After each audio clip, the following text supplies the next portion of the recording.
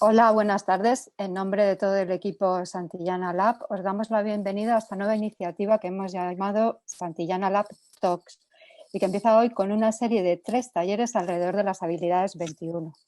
El taller de hoy, como sabréis, titulado ¿Por qué son las habilidades 21 imprescindibles en un mundo incierto?, está a cargo de Carlos Magro, que es el presidente de la Asociación Educación Abierta. Como sabéis, estos talleres conectados son una propuesta de reflexión conjunta alrededor del tema de las habilidades 21, con lo cual al término de la presentación de Carlos pues se abrirá un turno de preguntas y esperamos que dé un debate que sea muy satisfactorio para todos. Podéis dejaros vuestras preguntas o bien en el chat de YouTube o a través del hashtag que tenemos habilitado en nuestros canales de redes sociales, en Twitter y en Instagram. Muchas gracias de nuevo por participar en este debate. Muchas gracias, Carlos, por estar aquí y te cedemos ya la palabra. Nada, muchas gracias, encantado, es un placer. Espero que estéis todas y todos bien allí donde estéis escuchándome, ya sea aquí en España o en otros países imagino que de Latinoamérica, que estéis vosotros y vuestras familias bien y esperemos que esto dure lo menos posible. Tenemos más o menos media hora, no hay, que es lo que estaba previsto, pero no hay que cortar exactamente a los 30 minutos. Entonces, luego, dependiendo de cómo vayamos conversando, pues lo podemos prolongar un poquito más. Como os decían, efectivamente, este es el primero de tres sesiones consecutivas, mañana y pasado, para abordar el tema de las habilidades que podemos llamar habilidades para el siglo XXI, ¿no? Y por qué son importantes en estos momentos, no quiere decir en estos momentos que estamos viviendo, que evidentemente lo vemos, sino también por qué desde hace unos años, bastantes años en algunos casos, en distintos ámbitos, fundamentalmente educativos, pero también laborales o de vida, estamos debatiendo y preguntándonos por qué son importantes cosas con términos distintos y con significados distintos, pero cosas que suenan parecidas, y como son las competencias, como son las habilidades, como son ese conjunto de saberes que de alguna manera fácil y simplificando mucho llamamos saberes del siglo XXI. Y de esto vamos a hablar estos 3 días. Las sesiones de mañana y pasado, a cargo de mis compañeras Carmen y Ana, estarán más focalizadas en dos contextos concretos en los que estas habilidades se muestran como necesarias, que son en estos momentos, por ejemplo, el contexto de vida familiar en el que muchos nos encontramos confinados, y en 2 días Ana abordará qué habilidades son las que ponemos en juego, necesitamos para colaborar con otros, bien sea para trabajar, bien sea para aprender juntos, bien sea cualquier actividad, en el fondo son todas en las que necesitamos de los otros para hacerlas. Y lo que vamos a hacer hoy, lo que voy a hacer yo hoy, ahora compartiendo mi pantalla, es una visión un poco más global, más general. Como decía la pregunta, ¿por qué, no, estas habilidades son necesarias en este momento? Voy a compartir mi pantalla a partir de ahora. Creo que ya la estaréis viendo en unos momentos. Eh, y bueno, yo quería mm, empezar un poco pues, con algo que es como obvio y lo llevamos diciendo muchos años, muchas personas, muchos colectivos, muchas iniciativas que están preguntándose qué tipo de saberes en plural necesitamos para poder vivir de una manera lo más completa posible. Y cada vez que nos ponemos a pensar en qué tipo de aprendizajes necesitamos a lo largo de la vida, pues surge este argumento de que en realidad la sociedad en la que estamos viviendo en estos momentos y desde luego en los últimos años, pero desde luego lo que estamos experimentando todos de una manera casi traumática estos últimos 15 días, nos viene a decir que en realidad vivimos en una sociedad, por supuesto, llena de conocimiento, llena de ciencia, llena de saberes, pero que también, como dice muy bien el filósofo Innerarity, en realidad tiene más no saberes, más desconocimientos, más incertidumbres que saberes, y que probablemente vivir en un contexto como el actual, y ahora lo entendemos todos muy bien, no es tanto gestionar conocimiento, o no es solo gestionar conocimiento como gestionar los desconocimientos, las zonas grises, las zonas de incertidumbre, las zonas que no conocemos, gestionar situaciones que nunca hemos vivido, gestionar problemas o vivir ¿no? rodeados de incertidumbres, de problemáticas para las cuales no nos hemos preparado de alguna manera. No hay un manual, ¿no? Ninguno hemos aprendido en un manual cómo deberíamos comportarnos, por ejemplo, en estos días que llevamos de confinamiento. Por tanto, el por qué nos estamos preguntando desde hace ya un par de décadas, al menos los sistemas educativos desde hace un par de décadas, qué debemos aprender en los ambientes de aprendizaje formal o informal, tiene que ver precisamente con esta idea de que vivimos en sociedades que, a pesar de estar llenas de conocimiento y de información, fundamentalmente nos exigen saber gestionar la incertidumbre.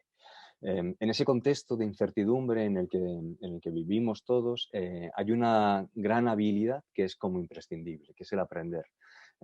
Aprender, que es como lo que nos hace humanos en el fondo, aparte de la socialización, el aprendizaje, el aprender de otros, se vuelve en este contexto de incertidumbre algo tremendamente imprescindible. Por tanto, todo lo que tiene que ver con el aprender, el enseñar, el educar, los contextos formales e informales de enseñanza y aprendizaje se vuelven imprescindibles. Por esta idea que estábamos diciendo, porque también aprender no es tanto apropiarse de verdades y de conocimientos cerrados, como saber dialogar con amplios márgenes de incertidumbre, que es lo que ahora mismo estamos viendo. Sabemos mucho, pero desconocemos otro tanto. Y por tanto, aprender a vivir o vivir en escenarios de incertidumbre como los actuales es saber dialogar con esa incertidumbre. Es, de alguna manera, saber qué hacer cuando no sabemos qué hacer. Eso sería una buena definición de aprendizaje en estos momentos, saber qué hacer cuando nadie sabe realmente lo que tenemos que hacer.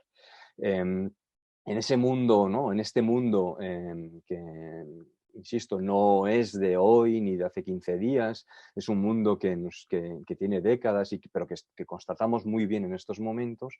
En este mundo incierto, la función principal de la educación, y no, me da igual que hablemos de educación escolar, de educación obligatoria, de educación universitaria, de educación en la familia, de educación en ambientes no formales o informales, la función principal de esta educación tendría que ver con dotarnos, y lo he puesto de esta manera, ¿no? Dotar a otros, pero también dotarnos a nosotros mismos, pues de unos conocimientos relevantes, evidentemente, como siempre, pertinentes, pero también de una serie de habilidades, competencias. No quiero entrar en las disputas de terminología, pero sí entender que además de unos conocimientos necesitamos unas habilidades y unas maneras de afrontar la realidad, que podemos llamarlo, por ejemplo, confianza, para afrontar bien estas incertidumbres en las que estamos viviendo, para afrontar de alguna manera los desafíos que el mundo nos depara hoy, que la vida nos va a deparar de alguna manera siempre.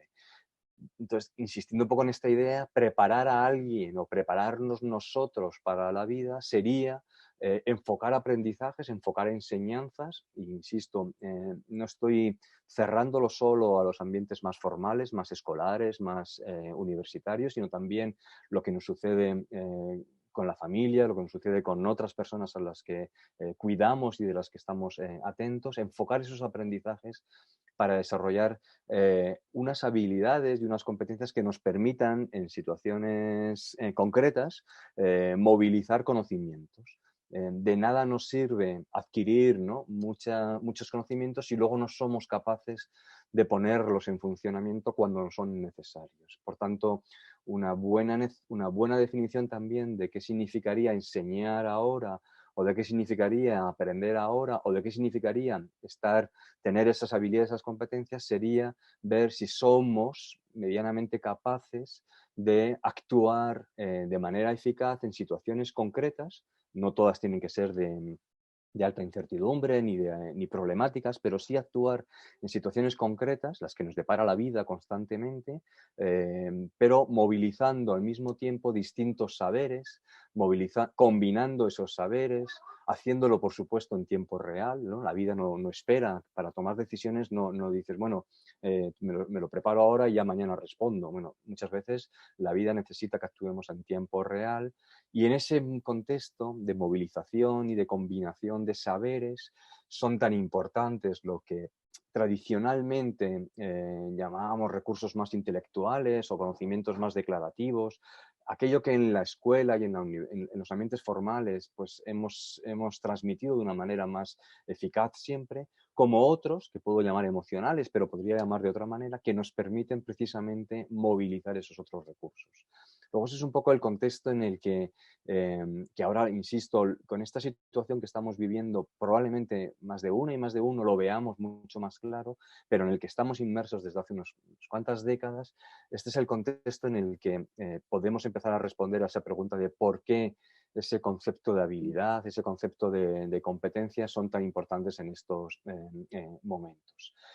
Cuando hablamos de habilidades para el siglo XXI, cuando hablamos de competencias, cuando hablamos de cualquiera de estas terminologías, no estamos en ningún momento eliminando o minusvalorando o quitando de la ecuación todos aquellos conocimientos organizados que siempre hemos necesitado adquirir. Es decir, saber cosas, los hechos, los conceptos, las teorías, todos esos conocimientos que también nos han transmitido los espacios formales de educación siguen siendo necesarios. No sería ilusorio pensar que alguien puede ser competente o habilidoso, ¿no?, puede responder a situaciones problemáticas de la vida si no tiene conocimientos. Luego, esos conocimientos más tradicionales siguen siendo necesarios. Pero además de eso, lo que estas situaciones como la de ahora nos hacen ver de una manera tan clara es que eso no es suficiente, es que también necesitamos trabajar estrategias que nos permitan abordar esos problemas, y eso hay que trabajarlo, eso hay que entrenarlo. Las habilidades se entrenan, se practican en algún contexto, el que sea. También necesitamos habilidades que nos permitan pensar sobre lo que nos está pasando, que tienen que ver más con lo metacognitivo. También necesitamos desarrollar, porque eso no es solo, tiene una parte de natural, pero tiene una parte también tremendamente importante de aprendizaje en los contextos familiares, con los amigos, en la escuela, capacidades de autorregulación, capacidades de desarrollo del autoconcepto. Es decir, hay una serie de otros saberes que muchas veces, que siempre han estado en los aprendizajes, en los entornos formales, pero muchas veces no nos fijábamos en ellos, que son tremendamente necesarios cuando lo que queremos es responder ¿no?, a prepararnos para la vida de alguna manera, ¿no? Cuando lo que queremos es asegurarnos que lo que estamos haciendo es el desarrollo, ¿no? Estamos tratando de formar personas de manera integral, insisto, formar personas, ya seamos, ¿no?, padres, familiares de alguien, ya seamos educadores. Cuando queremos formar de una manera integral, necesitamos desarrollar no solo conocimientos declarativos, sino también este otro conjunto de habilidades y de competencias. Y en este marco, y para avanzar rápidamente, bueno, pues, ¿qué es lo que trataremos, sobre todo mañana y pasado? Bueno, pues hay muchos marcos de habilidades. En este diapositiva que os estoy poniendo vemos una selección a 21 habilidades, en las que, como veis, hay de muchos tipos. Hay cosas que tienen que ver con la empatía, es decir, ser capaces de entender al otro; otras que tienen más que ver con la colaboración, ser capaces de trabajar con otro, de escuchar, de tomar decisiones.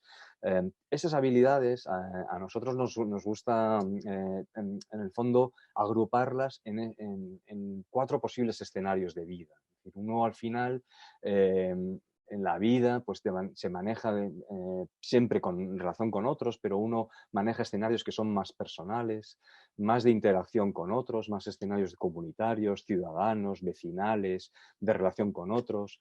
En este contexto en el que estamos de aprender, hay muchas habilidades que tienen que ver con cómo aprendemos a aprender o cómo somos mejores aprendices, cómo podemos, ¿no? Trabajar ese ámbito que sería lo que hemos llamado aquí académico. Y luego, pues evidentemente, muchas de estas habilidades, casi todas, por no decir todas, las podemos poner ¿no? en funcionamiento en ámbitos más profesionales. Es decir, que al final, cuando hablamos de habilidades, por no verlas tan en abstracto, de lo que estamos hablando es de conjuntos que se mezclan y que están interactuando entre ellas, pero que nos permiten actuar en distintos ámbitos de la vida, ¿no? De esta vida, digamos, integral. Y todas ellas al final lo que conforman es una persona que siempre en relación con otros, no tiene ningún sentido hablar de personas aisladas del otro, de la alteridad, pues ha desarrollado a lo largo de distintas experiencias educativas en la escuela, en la familia, con los amigos, de una manera más o menos explícita, una serie de características, de valores, de actitudes, de estrategias que le permiten lo que decíamos hace un momento, ¿no? Ser capaz de movilizar otros conocimientos, ser capaz de relacionarnos con otros, ser un buen ciudadano, y son estas que estábamos mencionando antes y que de nuevo aquí colocaba de esta manera, ¿no? Insisto, desde la colaboración o la resiliencia a la capacidad de autonomía, a la capacidad de resolver problemas, a la capacidad de escucha o de comunicación o de pensamiento crítico, bueno, todas estas que en el fondo se mezclan de una manera tremendamente poderosa entre ellas. Y esto nos lleva, y es un poco con lo que quiero aquí terminar esta intervención de hoy, a que si yo me voy a escenarios de aprendizaje más formal, véase o formal o estructurado, si me permitís mejor la matización, puede ser la escuela o puede ser un entorno más familiar. Si yo quiero desarrollar esas habilidades, no solo se desarrollan de manera innata, sino que también tengo que trabajarlas de manera explícita. Si estoy pensando en un contexto escolar, necesito de alguna manera estrategias y metodologías que me garanticen que las personas están movilizando esos conocimientos, están utilizando los conocimientos, también las estrategias más procedimentales y actitudinales. Es decir, necesito de alguna manera hacer cosas para trabajar esas habilidades. O dicho de otra manera, necesito también yo, si soy la persona que estoy interaccionando con otra, actuar de una manera en esta idea del modelaje, de que aprendemos de los otros, de que aprendemos de los mayores, de nuestros familiares, de nuestros docentes, y por tanto, en nuestras maneras de actuar estamos incidiendo en el desarrollo de esas habilidades en esas otras personas. Y difícilmente podremos formar personas colaborativas si nosotros no lo somos. O podremos formar personas creativas o flexibles si nosotros no lo somos. O personas que sean capaces de cuestionarse preguntas si nosotros no les dejamos hacer preguntas. Es decir, que las maneras que tenemos de interaccionar con los otros son tremendamente importantes en este desarrollo de habilidades. Y ahí nuestro reto, y nuestro reto me refiero al de todos, dependiendo de la relación que tengamos con las personas, es crear espacios, crear condiciones, crear metodologías, crear entornos más formales, más familiares, más entre amigos, en los que las personas sientan seguridad, por ejemplo, para hacerse preguntas y desarrollar ese espíritu crítico, analítico, para poder pensar con cuidado, con calma, para ser generosos, para poder hacer un uso, ¿no?, más productivo, más creativo de la imaginación o de la intuición. Es decir, necesitamos generar contextos donde al final lo que consigamos, ese es nuestro reto, es que las personas de alguna manera sepan o tengan pequeñas intuiciones de qué hacer cuando, y recupero la idea inicial, cuando no sabemos ninguno lo que tenemos que hacer. Y termino con esta cita de una persona que a mí me gusta mucho, que ya murió, Seymour Papert, que en realidad es un tecnólogo de la educación. Y Papert decía, ¿no?, de todas las habilidades y conocimientos que necesitamos, pues todas, decía él, se volverán caducas, se volverán obsoletas, excepto la capacidad para responder correctamente a situaciones que están fuera de nuestro alcance, para responder a aquello que nadie nos enseñó explícitamente. Luego, nuestro gran reto es formar personas que sepan actuar que sepan afrontar retos como los actuales, cuando nadie les ha enseñado, ¿no?, de una manera concreta y explícita hacerlo.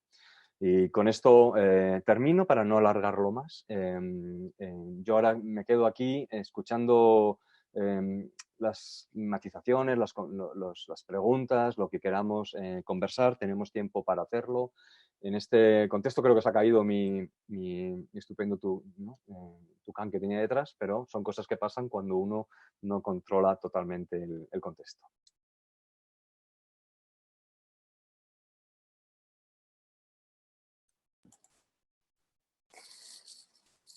Muchas gracias, Carlos.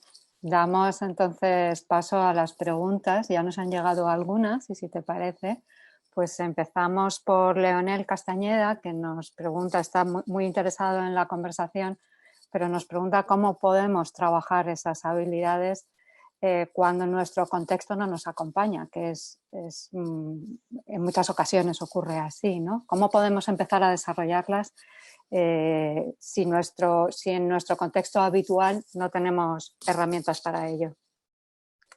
Bueno, yo no tengo respuestas lejos de mi actitud, ¿no?, tener así respuestas claras, pero en realidad ahora hemos puesto el foco, ahora me refiero en los últimos años, a la idea de las competencias y las habilidades, pero en realidad todos sabemos, porque las hemos desarrollado de una manera o de otra, que se desarrollan en las interacciones que tenemos constantemente con nuestros docentes, con nuestras maestras, con nuestros padres, con nuestros hermanos, con nuestros amigos. Es decir, cada vez que tenemos interacciones con terceros, y me voy a centrar un poquito más en contextos más educativos, cada vez que tenemos interacción con nuestros estudiantes, estamos desarrollando cierto tipo de habilidades. Por tanto, independientemente de que nuestro currículum, que nuestro contexto escolar, que nuestras metodologías, ¿no?, estén haciéndolo de manera explícita, siempre podemos desarrollarlas. Y, por ejemplo, hay una de estas habilidades,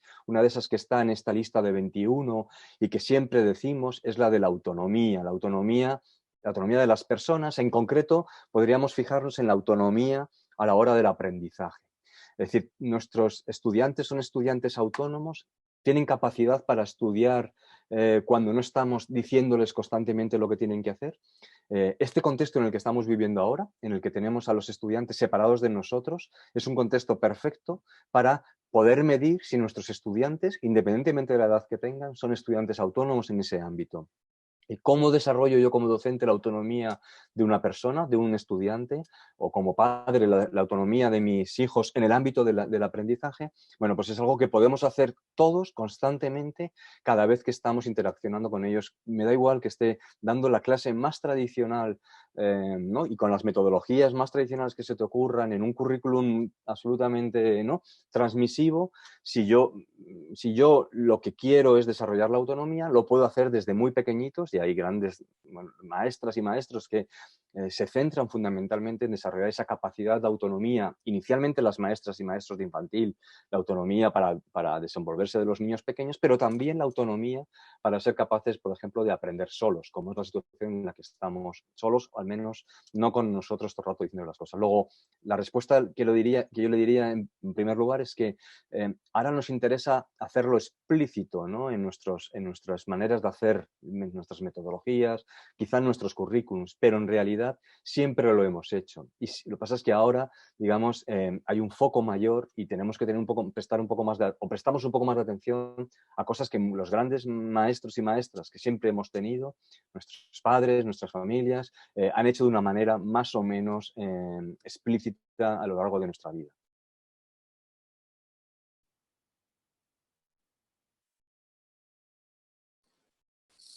Gracias, Carlos.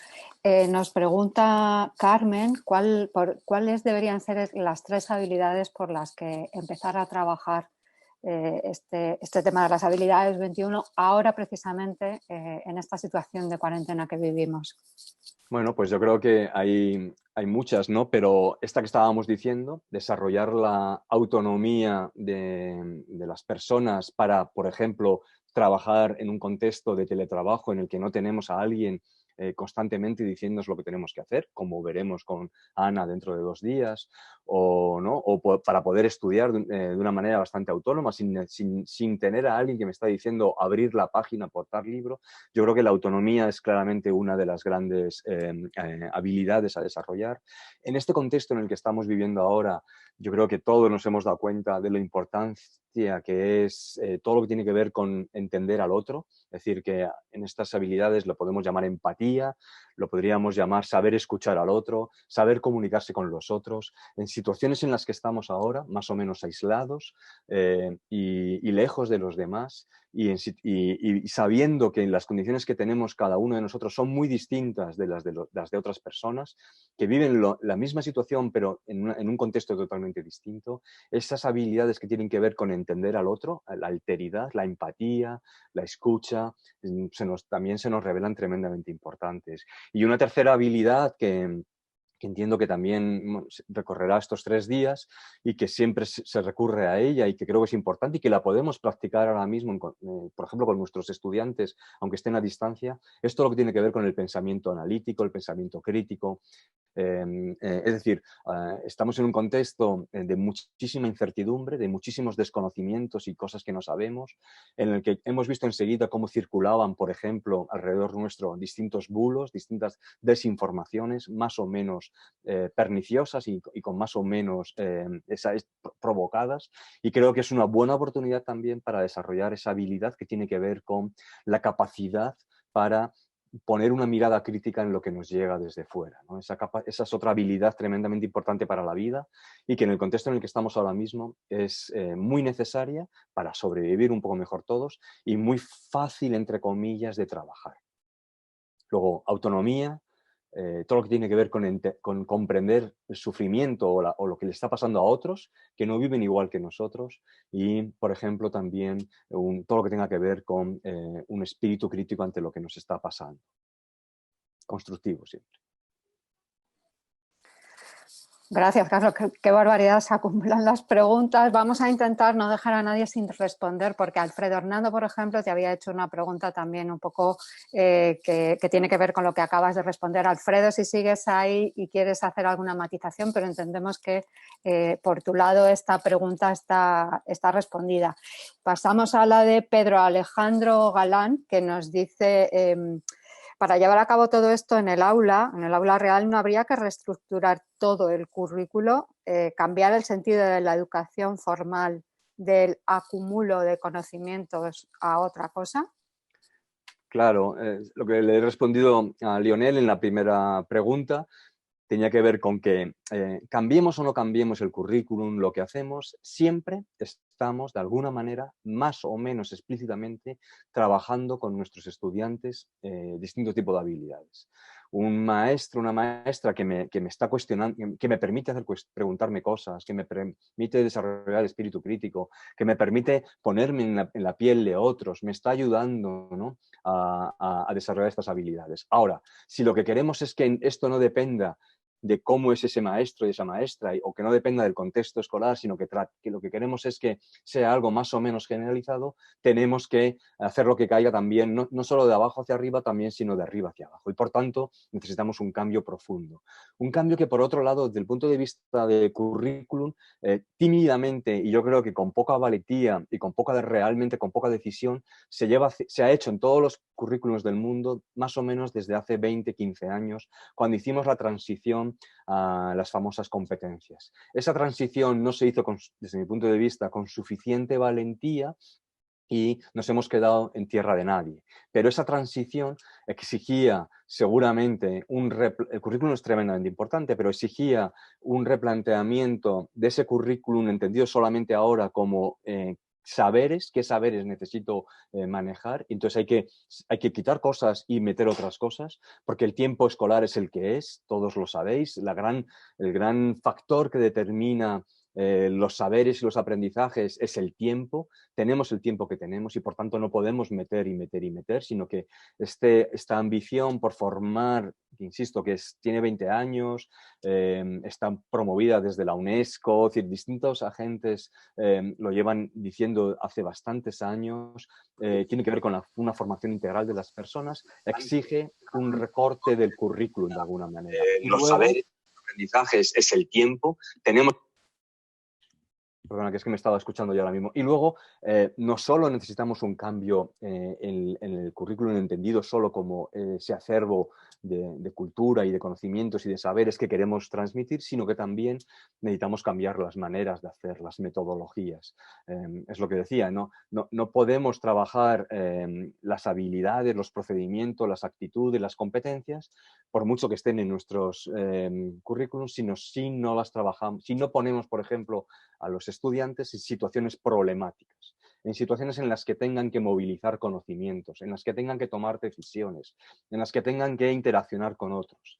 Por tanto, las metodologías, las maneras que tenemos en cómo ponemos a nuestros estudiantes en situaciones en las que tengan que tomar decisiones, ser autónomos, tener espíritu crítico, trabajar con otros, serán las que nos permitan cambiar las metodologías. No quiere sustituir, pero ampliar la diversidad metodológica es la que nos permitirá abordar este reto.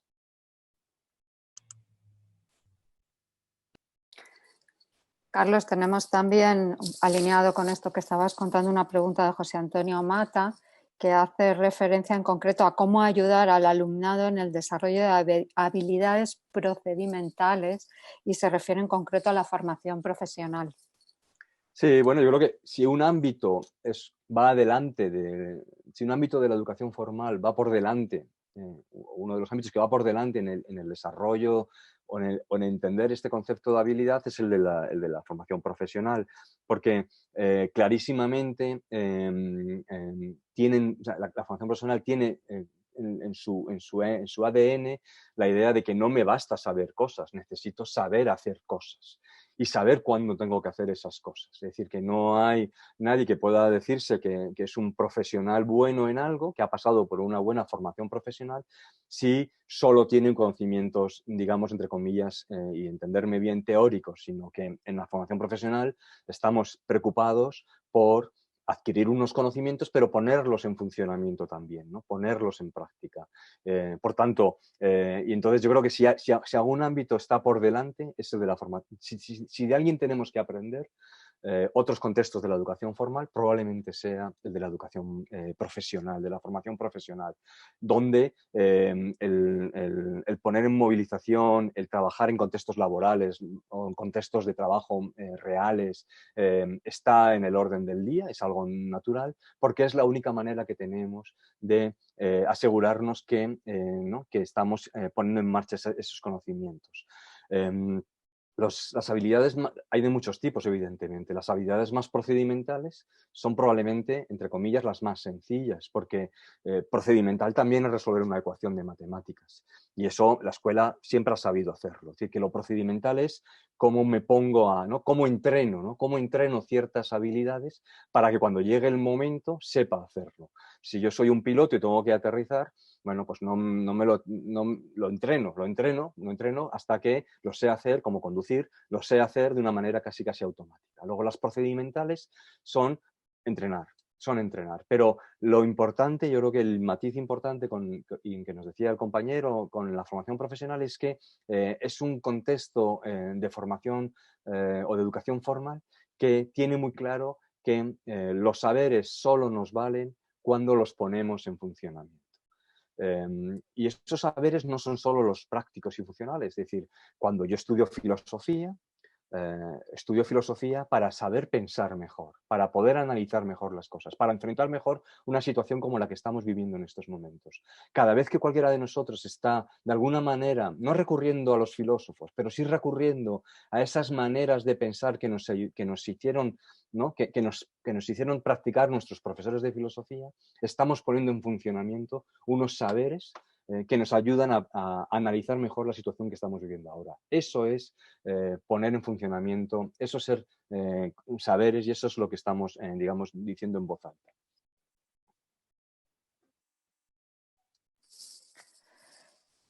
Pues pasamos a la siguiente pregunta. Chema Muñoz Rosa nos quiere compartir una reflexión que es cuánto tiempo nos puede llevar dominar esas habilidades como docentes y por dónde habría que empezar a trabajarlas. Y también se pregunta por el futuro de los tucanes, que espera que vuelvan a su sitio muy pronto. El tucán, tengo que deciros que llevaba ahí desde el día 19, es un regalo del Día del Padre, y se ha caído ahora. Esto es lo que tienen las situaciones inciertas. Ahora mismo lo recuperaré para no levantarme en este momento en cuanto cuelgue. O sea que gracias, Chema, por preocuparte por ese tucán que tiene mucha importancia. Cuando hablamos de habilidades, también hablamos de las competencias que tenemos que tener, ¿no?, como personas. Evidentemente, en nuestra profesión, evidente también como docentes. ¿Cuánto tiempo necesitamos? Pues es que esto no termina nunca. Es la parte buena, la parte mala. Es decir, el contexto en el que estamos, y yo creo que eso lo tenemos más o menos claros todos, nos exige aprender de alguna manera toda la vida. No quiero entrar en los debates, ¿no?, de qué significa exactamente eso, pero requiere eso que decía yo al principio, el ser capaces de, ¿no?, aprender es ser capaces de enfrentarse a situaciones nuevas, a situaciones distintas.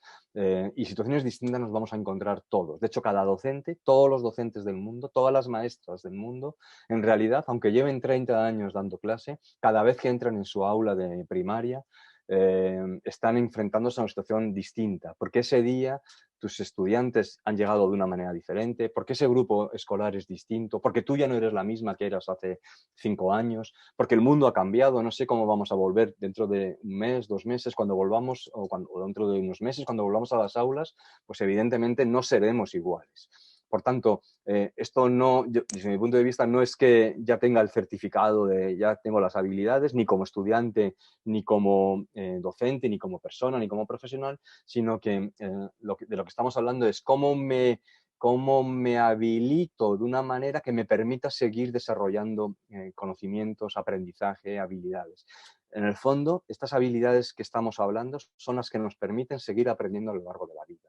Es decir, este conjunto de habilidades de autonomía, de empatía, de pensamiento crítico, de trabajo colaborativo, todas esas habilidades, en el fondo, no es que me sirvan para un momento dado, es que son las que necesitaré para poder vivir de una manera completa, integral, enfrentando nuevos retos a lo largo de la vida.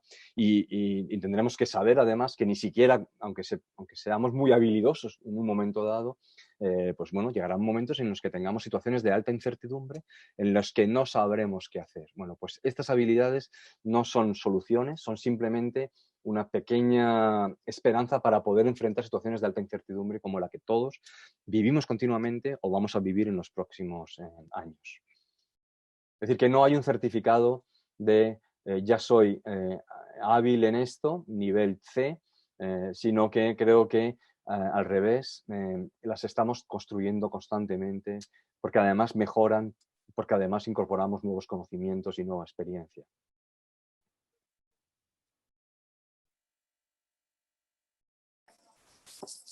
Patricia Castro nos pregunta cómo podemos involucrar a las familias en el conocimiento y en el desarrollo de estas habilidades 21, sobre todo ahora que los niños están en casa con sus padres, con sus familias precisamente. Bueno, entiendo que será el objeto del seminario de mañana con Carmen, pero en el fondo os habréis dado cuenta que hay dos grandes ámbitos. He querido explícitamente mencionar dos grandes ámbitos en los que todos nos educamos de una manera más o menos estructurada.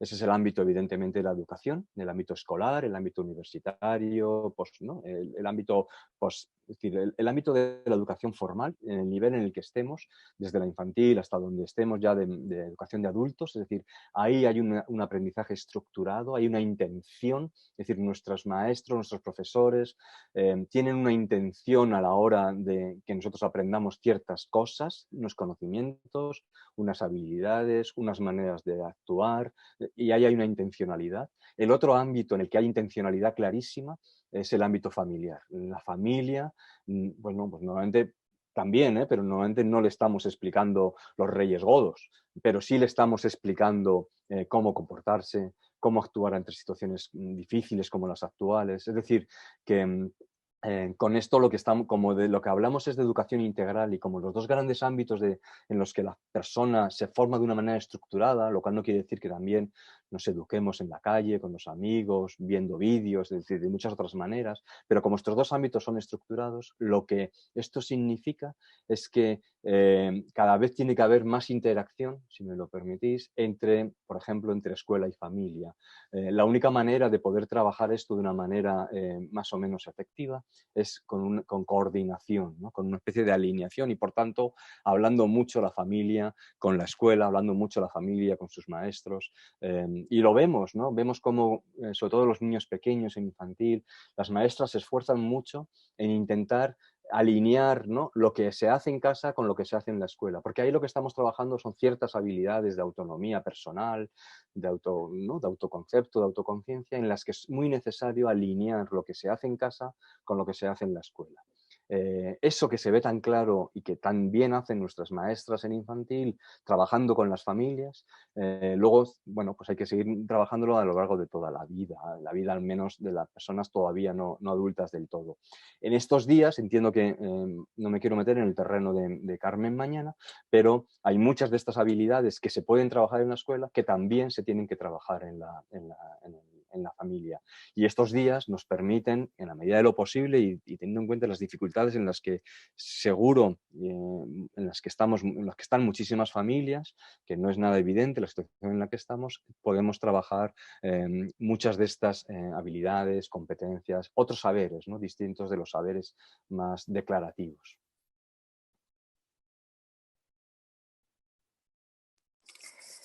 Carlos, nos han llegado varias, no voy a nombrar a las personas que nos las remiten porque son varios de los participantes que están muy interesados en saber cómo concilia la evaluación con el desarrollo de las habilidades, ¿no? En concreto, Amparo, por ejemplo, dice que si para afrontar estos nuevos retos no se debería, y entiendo que por esos nuevos retos incluya no solo las habilidades, sino la gestión de esta incertidumbre, si no se deberían cambiar los modelos de evaluación, el concepto de evaluación en su totalidad. Bueno, tiene que ver un poco con la pregunta de los cambios en el currículum, en la organización, los cambios en las metodologías, que necesita un cambio ¿no?, de fines, ¿no?, de fines educativos. Al final de lo que estamos hablando es un cambio en los fines, que no es de ahora, insisto, es un cambio que al menos en los documentos legales, en la mayoría de los países, por no decir en todos, en estos momentos están desde hace 20, 15, 10 años, que es el cambio ese por lo menos hacia las competencias que incluyen dentro muchas habilidades.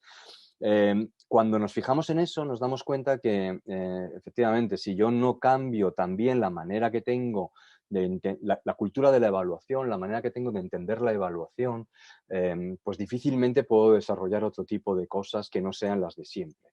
Si mi única manera de entender la evaluación es como una calificación, si mi único instrumento de entender la evaluación es el examen, y dentro del examen un solo tipo de examen, el que yo te hago a ti y te corrijo a ti, y no, por ejemplo, un examen entre compañeros, autocorregido, ¿no? Si yo tengo una visión muy estrecha de la evaluación como calificación y con un solo tipo de, ¿no?, pues difícilmente puedo probablemente desarrollar otro tipo de competencias, otro tipo de habilidades.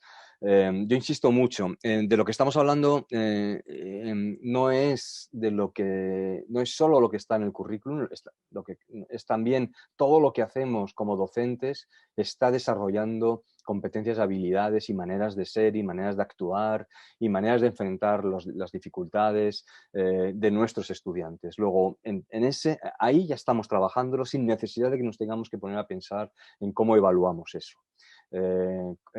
Luego, la gran mayoría de los docentes en este momento están acostumbrados a evaluar en el sentido amplio de la palabra, en el sentido de poderle dar feedback a mis estudiantes, darle una retroalimentación, corregirles un poco. Están acostumbrados a trabajar cosas como la participación, el respeto, ¿no?, el pedir la palabra, el colaborar con otros, todo eso, que es lo que metemos dentro de eso que llamamos la formación continua, la evaluación continua, eso que está ya, ¿no?, que lo metemos en nuestras apreciaciones, incluso en la calificación final, es una manera de desarrollar valores y actitudes y habilidades habilidades y maneras de hacer de nuestros estudiantes. Por tanto, de alguna manera ya lo estamos haciendo. Claro, la pregunta, yo sé que en realidad de lo que va es de la mayor, ¿no? Es qué pasa, ¿no? Que en realidad a veces estamos más preocupados que lo que nuestra ley nos dice, ¿no? Pero qué pasa, por ejemplo, con las evaluaciones finales. ¿Qué pasa con esa idea todavía tan preponderante de entender evaluación, insisto, con calificación y con examen? Bueno, pues en un examen, insisto, es difícil ver si mis alumnos son autónomos o son empáticos o tienen capacidad de entender al otro o tienen capacidad de pensamiento crítico. Es relativamente difícil. Esa última todavía podríamos verlo. Es decir, que lo que quería un poco transmitir es que independientemente del concepto que tengamos de evaluación, ya lo estamos haciendo. No hace falta, no hay un conflicto entre evaluación y el desarrollo de habilidades ya en la escuela. Los maestros y las maestras, los profesores lo hacen ya todos los días.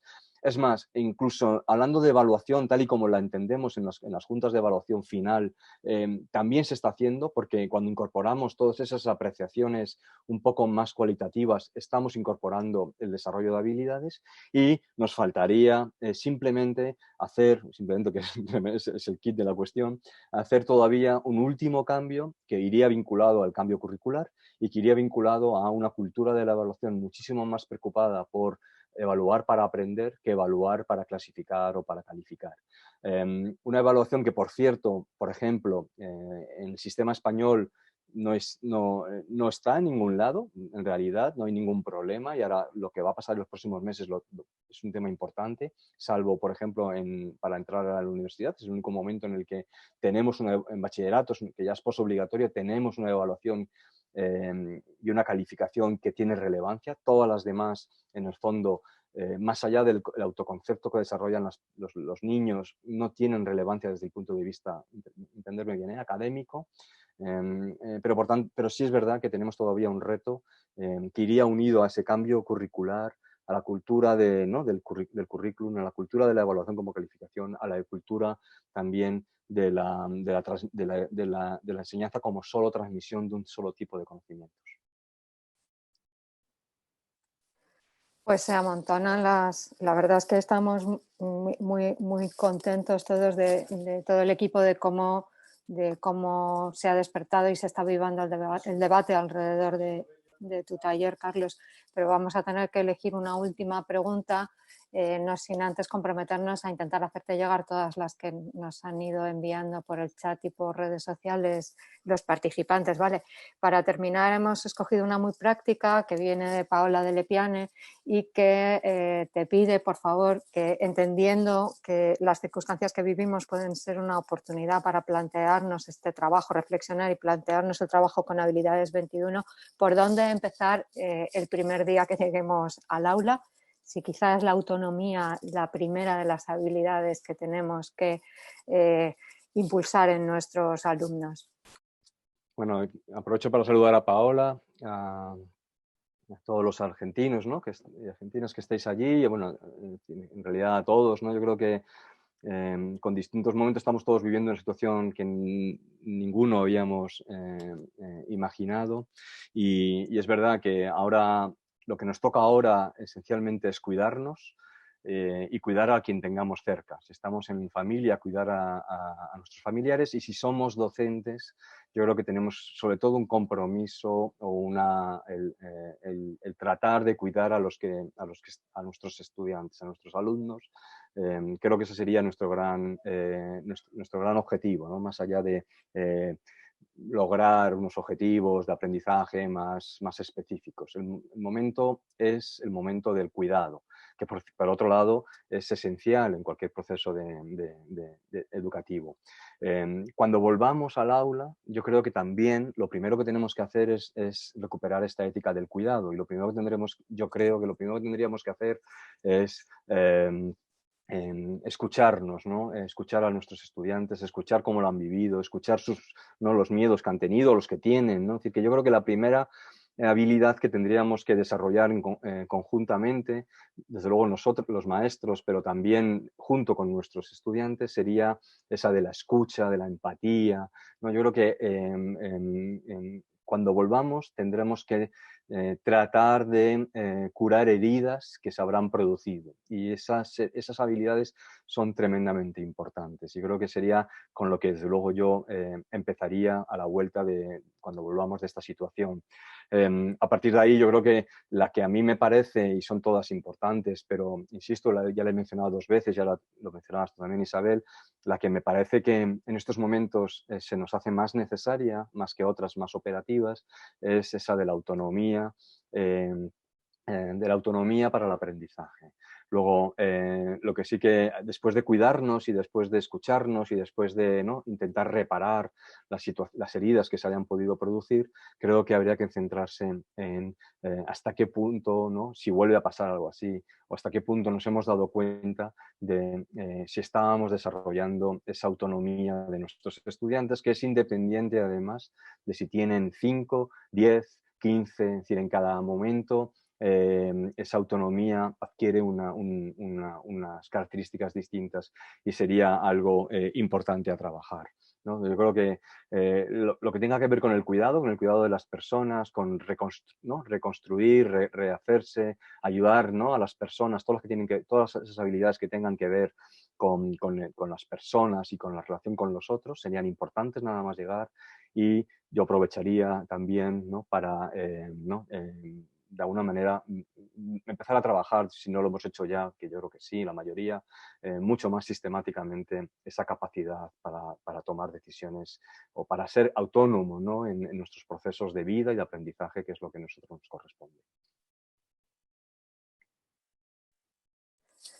Bueno, pues yo creo que estaríamos aquí lo que queda de tarde, pero vamos a dejar algo también para los talleres de Carmen y de Ana.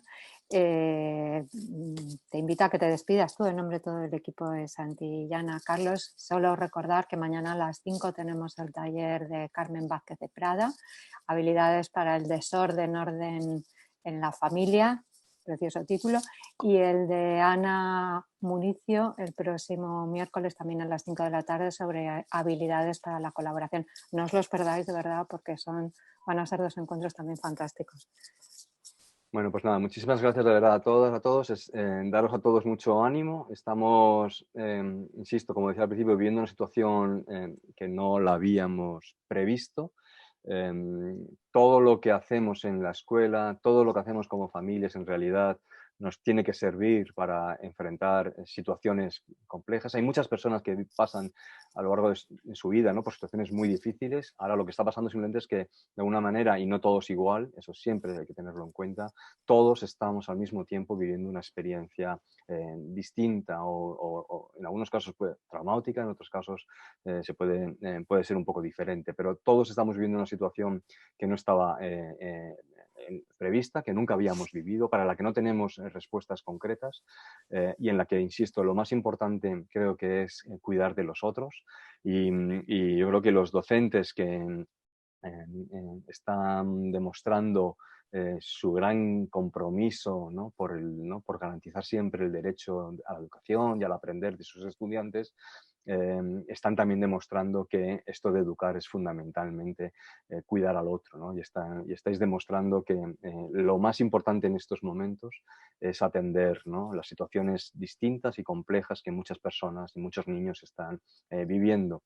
Y nada más, yo daros mucha fuerza a todos, mucho ánimo, agradeceros este rato, este tiempo que hayamos estado conversando y yo seguiré mañana y pasado escuchando y en la medida de lo posible pues también participando y gracias a Santillana por la oportunidad de compartir con vosotras y con vosotros estos minutos. Muchísimas gracias, cuidaros mucho. Vamos a salir seguro con todos un poquitín, ¿no?, más sabios de lo que éramos antes de entrar. Gracias.